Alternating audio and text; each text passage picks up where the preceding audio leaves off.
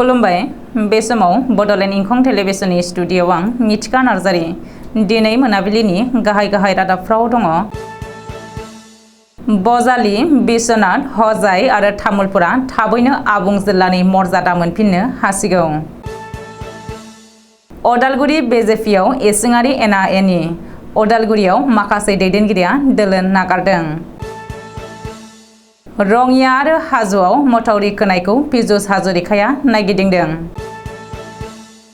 Matric आनजाद उथ्रिसारनो हायि फरायसाफोरा 10 थाखोआव मुं थिसनफिननो नांगोन बुंदों सोलोंथाइ मन्थ्रि। श्रीरामपुराव गुबुन हादरनि सिगारेट जब्द खालामदों। मणिपुराव थांनाय 24 घन्टायाव आर्मिया अपारेशन खालामनानै गं 57 राइफल बोखांनो हादों।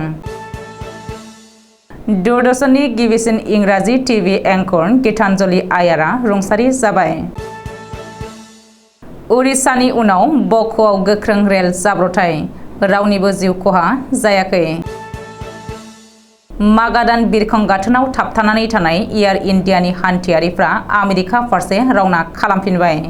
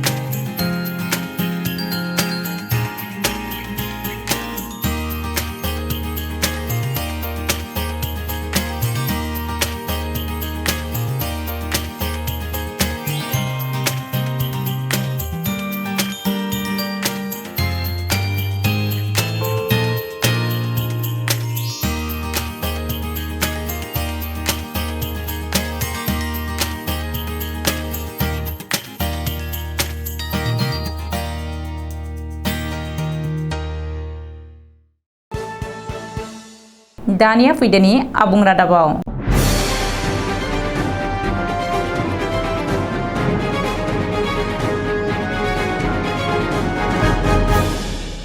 रायजोआव बियाब दाफामनायनि खामानिया गोख्रोङैनो सोलिगासिनो दङ। 1 जुलाइनिफ्राय हादरनि सुबुं साननाय एबा सेन्सासनि खामानिखौ जागायगोन। बेनि थाखाय जिल्ला फोसावनायनि हाबाफारिखौ दोनथ'फिनगोन। बेखौ लोब्बा लानानै गिबि मन्थ्रि डक्टर हिमन्त बिश्व शर्मा आरो मन्थ्रि अशोक सिंखाला नखर मन्थ्रि अमित शाहखौ लोगो हमदों। मख'नो गोनांदि फैगौ 1 जुलाइनिफ्राय हादरनाङै सुबुं साननाय हाबाफारिया जागायगोन। बेखौ लानानै गोदान महकुमा, गोदान जिल्ला एबा खुंथायारि सिमा थि खालामनाय हाबाफारिखौ दोनथ'नाय जागोन।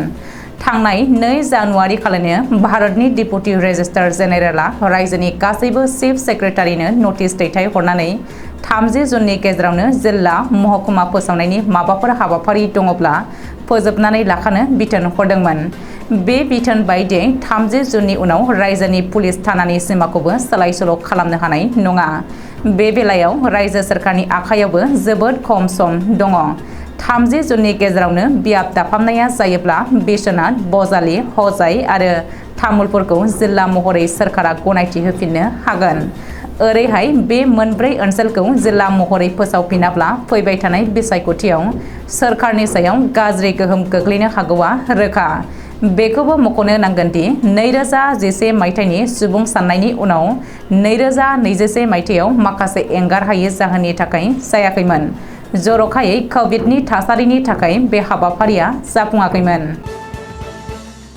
खुंथाय गोहोआव थानाय बिजेपि राजखान्थि हान्जायाव फिन इसिङारि एना एनि।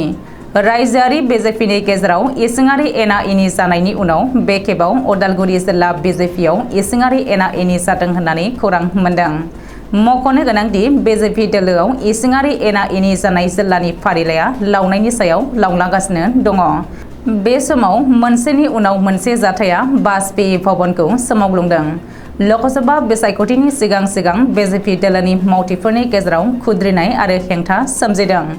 मिथिनो हानाय बायदिब्ला अदालगुरि जिल्ला बिजेपिनि माखासे दैदेनगिरिफ्रा खुद्रिनानै दोलो नागारदों।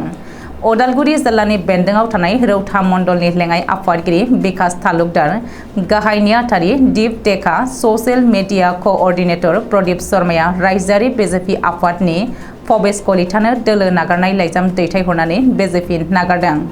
नोजोरथावना दि कार्बि आलं, बङाइगाव, नलबारि, हजाइ, जरहाट, गवालपारा, शिबसागर, बजालिनि उनाव बे खेबाव उदालगुरि जिल्लायाव बीजेपी नागारनायनि दोहौ फैदों। जाउनाव खुंथाय गोहोआव थानाय बीजेपी दोलोआ बदनामबो मोननो गोनां जादों। आसाम सोरखारनि दै सम्पद बिफाननि मन्थ्रि पीयूष हाजरिकाया रङिया आरो हाज' बिधानसभा बियाबनि सिङाव थानाय गुबुन गुबुन ओनसोलाव गोदानै बानायनाय आरो फाहामफिननाय मावथावरिफोरखौ नायगिदिंहैनानै खौरां लाहैदों। सुलुङाव फोरमायथिनाय बायदिब्ला मन्थ्रि पीयूष हाजरिकाया गिबियाव रङियानि बग्रिबारियाव थांनानै पुथिमारि दैमानि माथावरियाव सोलिगासिनो थानाय खामानिखौ खौरां लाहैदों। मख'नो गोनांदि थांनाय बोसोराव दै बानाजों माथावरिनि मोननै जायगायाव बायस'नानै बग्रिबारि ओनसोलाव अलखद थासारि लाबोदोंमोन। ओरैहाय दै सम्पद बिफाना मोनथाम जायगायाव फाहामफिननाय आरो माथावरिखौ गोजौ गोख्रों खालामनो थाखाय 36 कौटि रांनि बिथांखिजों खामानि मावगासिनो दङ।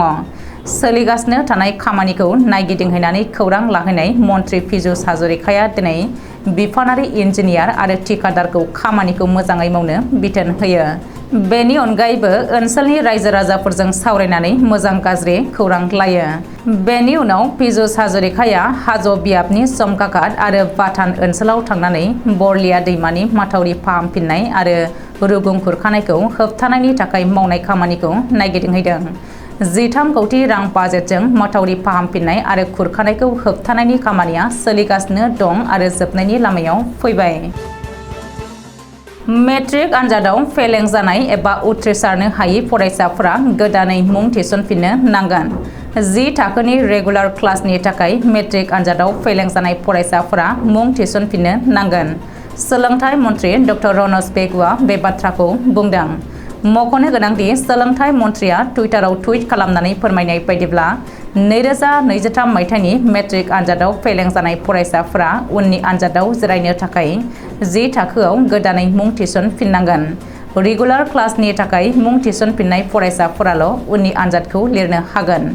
बेनि थाखाय सेबानि नटिफिकेसनखौ फल' खालामनो थाखायबो सोलोंथाइ मन्थ्रिया खावलायदों। बबेखानि फरायसाफोरा जाय फरायसालिनिफ्राय मेट्रिक आनजाद लिरदोंमोन बे फरायसालियावनो गोदानै मुं थिसननो हागोन होननानैबो सोलोंथाइ मन्थ्रिया बुंदों।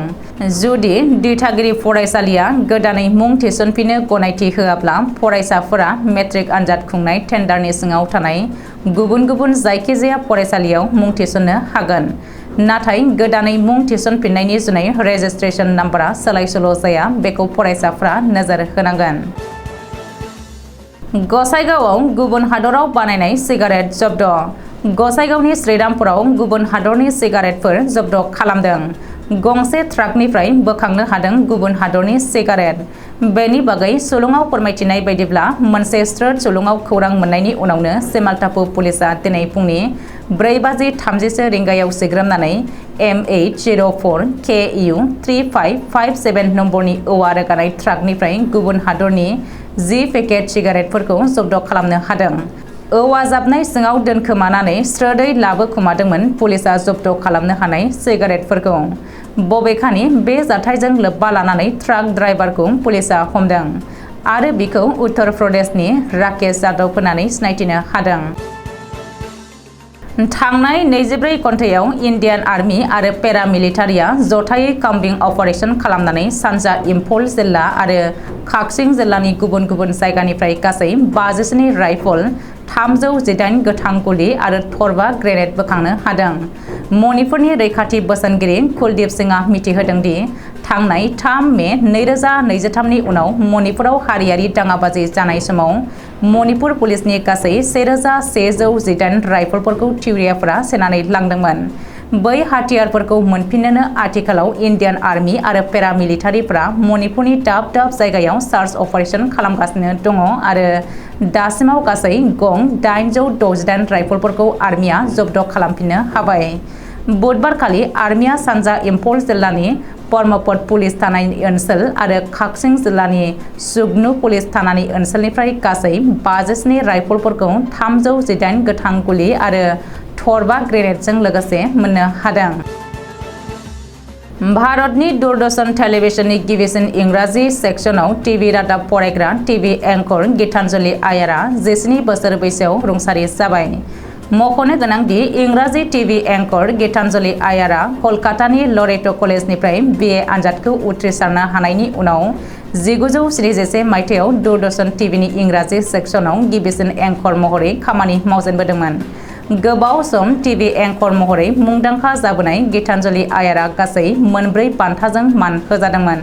1989 मायथाइयाव गीतांजलि आयारा दा इन्दिरा गान्धी प्रियदर्शनी एवार्डखौ मोननो हादोंमोन। बेनि अनगायैबो गीतांजलि आयारा गोबां गुबुन गुबुन समाजारि आफादफोरजों लोब्बा दङमोन। बेजों लोगोसे WW फान आफादजोंबो गीतांजलि आयारा लोब्बा दङमोन। बावैसो सिगाङाव उरिष्यानि बालासराव गोख्रों रेल जाब्रबथायनि उनाव बे खेबाव कामरुप जिल्लानि बक'आव खैला रोगानाय मुवा रेलगारिया जाब्रबथाय जादों। बुधबारखालि मोनाबिलि समाव गासै मोन 60 वागननि गेजेराव मोन 20 वागनआ डिरेल जानानै गोग्लैदों। अदेबानि बे जाथायाव रावनिबो जिउ खहा जायाखै। नाथाय भारतीय रेल बिफाना गोबां खहा जादों। मानो होनोब्ला रङिया आरो लामडिं डिभिजननि गंब्रै हान्थियारि रेल खारनायखौ केन्सेल खालामनांदों। अदेबानि गुबुन गुबुन एक्सप्रेस ट्रेनफोरखौ उननि समाव खारहोफिननाय जादों। रेल बिफाननि सुलुङाव फोरमायनाय बायदिब्ला बे खैला रोगानाय ट्रेना सोनाब बंग'नि आसानसलनिफ्राय कामरुपनि तेतेलियासिम थांनो गोनांमोन।